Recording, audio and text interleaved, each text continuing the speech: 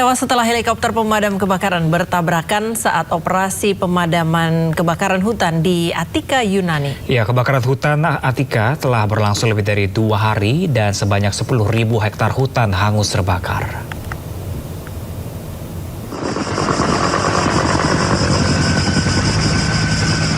Dua orang tewas setelah 2 helikopter pemadam kebakaran bertabrakan saat operasi pemadaman kebakaran hutan di Attika Barat, Yunani.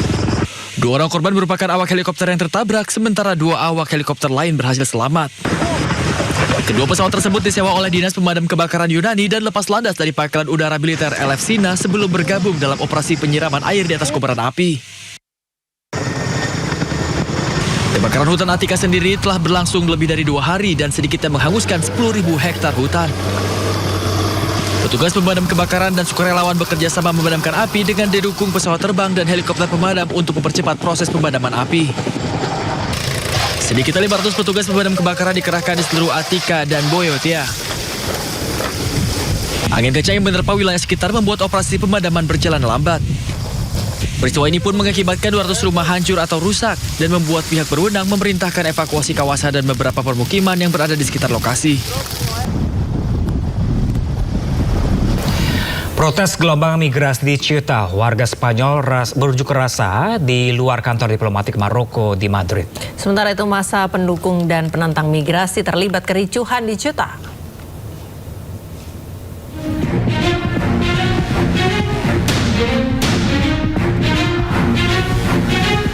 Ribuan demonstran berkumpul di luar kantor diplomatik Maroko di Madrid, Spanyol untuk memprotes krisis migrasi di Ceuta. Para pengunjuk rasa menuduh pemerintah Maroko menggunakan gelombang migrasi untuk menekan Spanyol. Massa juga menyerukan pengawasan perbatasan yang lebih ketat. Aksi protes ini diorganisir oleh beberapa kelompok sayap kanan. Kericuhan pecah saat pendukung dan penentang migrasi warga Maroko saling berhadapan di Ceuta, Spanyol. Demonstran pro-migran mengibarkan bendera Spanyol selama unjuk rasa. Sementara itu, aktivis sayap kanan Vito Quiles meneriakan slogan anti-migran. Polisi anti huru-hara kemudian bergerak untuk memisahkan pihak-pihak yang bersiteru. Demonstrasi ini terjadi setelah 60.000 migran Maroko menyeberang ke Ceuta, Spanyol. Pihak berwenang Spanyol menyatakan setidaknya 72 migran Maroko tewas karena tenggelam dan berdesak-desakan. Pasukan Amerika Serikat meluncurkan serangan militer ke sejumlah wilayah strategis Iran termasuk Pulau Qasem. Ya, selain fasilitas militer, serangan tersebut juga menghantam permukiman dan menewaskan 1 keluarga termasuk anak-anak.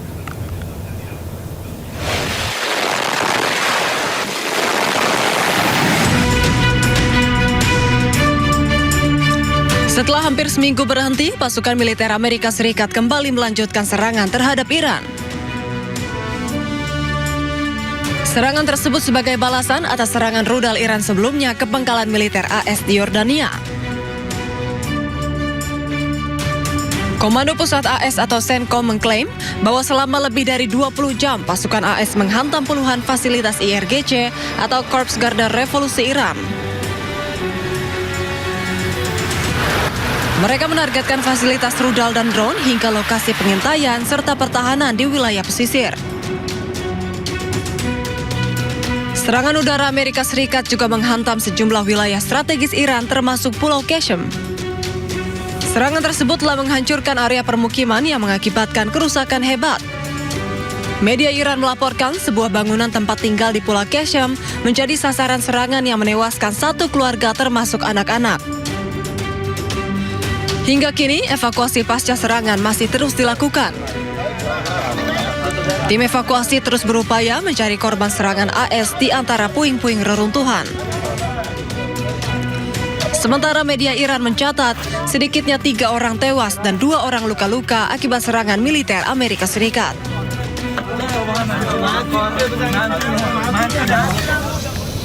Sementara itu pemirsa, hingga kini kondisi di Selat Hormuz masih panas. Iran membantah adanya kesepakatan untuk membuka kembali jalur perdagangan strategis tersebut.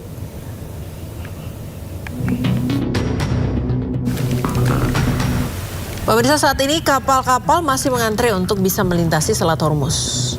Kantor berita Fars Iran mengutip beberapa sumber yang membantah adanya kesepakatan untuk membuka kembali jalur strategis itu.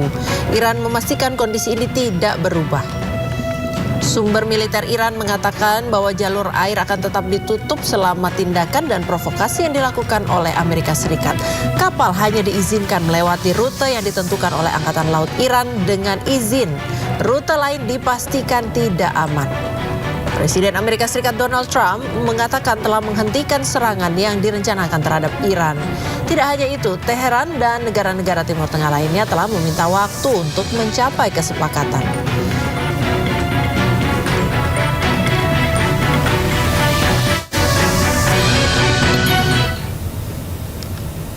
Pemirsa, Amerika Serikat mengambil langkah lebih jauh untuk melindungi sekutunya Israel. Menteri Luar Negeri Amerika Serikat Marco Rubio menyebut tidak akan memberikan visa bagi turis yang mengkritik Israel.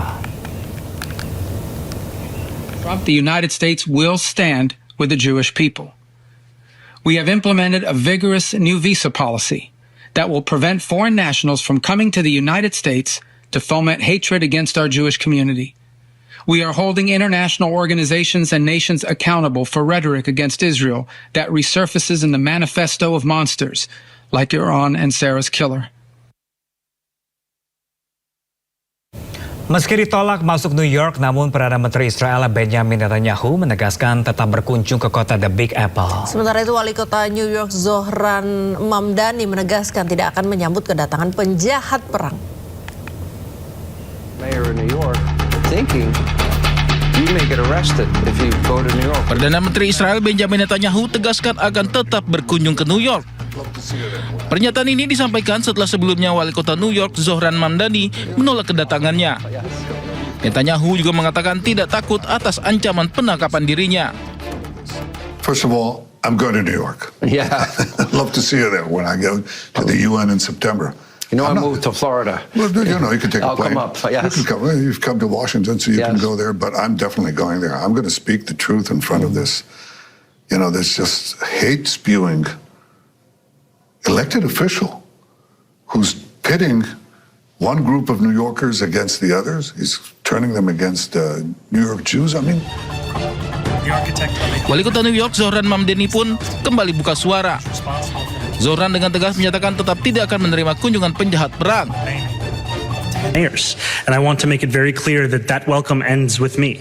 I will not be welcoming Benjamin Netanyahu or any other war criminals when they come to this city. And I do believe that our federal government should join the International Criminal Court and ensure that there is accountability when it comes to crimes against humanity. Sebelumnya, Mahkamah Pidana Internasional mengeluarkan surat perintah penangkapan Netanyahu dan sejumlah pejabat Israel lainnya pada tahun 2024. Perintah tersebut dikeluarkan karena mereka melakukan kejahatan perang terkait operasi militer Israel di Gaza pada Oktober 2023. Warga Irak di kota Najaf bersama aktivis dan pendukung membuat instalasi tas pink. Instalasi ini dibuat sebagai bentuk penghormatan kepada para siswa sekolah dasar Minab yang tewas.